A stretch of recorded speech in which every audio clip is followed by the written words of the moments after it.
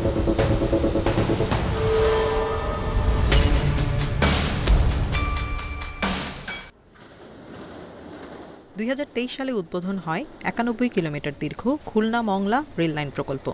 লক্ষ্য ছিল মংলা বন্দর থেকে দেশের বিভিন্ন স্থানে পণ্য পরিবহনের সময়, খরচ ও ভোগান্তি কমানো। কিন্তু 1.5 বছরে মাত্র 3 বার পণ্য পরিবহন করা হয়েছে এ পথে।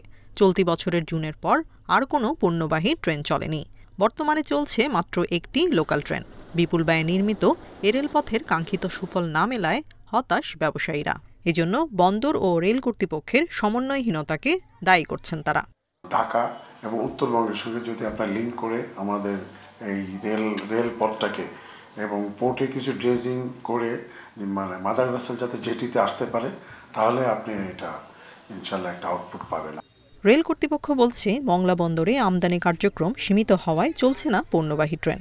অন্যদিকে বন্দর কর্তৃপক্ষের দাবি, পণ্য পরিবহনের বিষয়টি ব্যবসায়ী ও রেল কর্তৃপক্ষের। আমাদের পর্যাপ্ত ইম্পোর্টেড গুডস নাই, এই কারণেই আমরা মংলা বন্দর কেন্দ্রিক যে পোর্টের যে অ্যাক্টিভিটিস ছিল, আমরা যেটা করছিলাম সেভাবে অ্যাক্টিভিটিস নাই। মংলা বন্দরের দিক থেকে কোনো সমস্যা আমরা দেখছি না।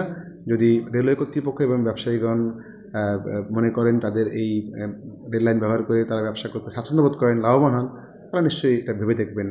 খুলনা-মংলা রেলপথকে অর্থনৈতিকভাবে লাভজনক করতে কার্যকর পদক্ষেপ নেওয়ার আহ্বান অর্থনীতিবিদদের।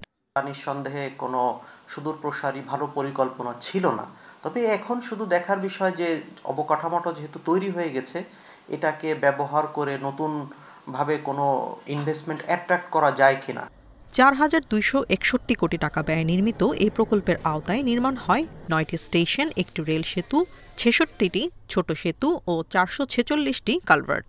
এ রেলপথে নিয়মিত পণ্যবাহী ট্রেন চালু হলে কর্মসংস্থান বাড়ার পাশাপাশি অর্থনৈতিকভাবে শক্তিশালী হবে দক্ষিণাঞ্চল, বলছেন বিশেষজ্ঞরা। Independent news.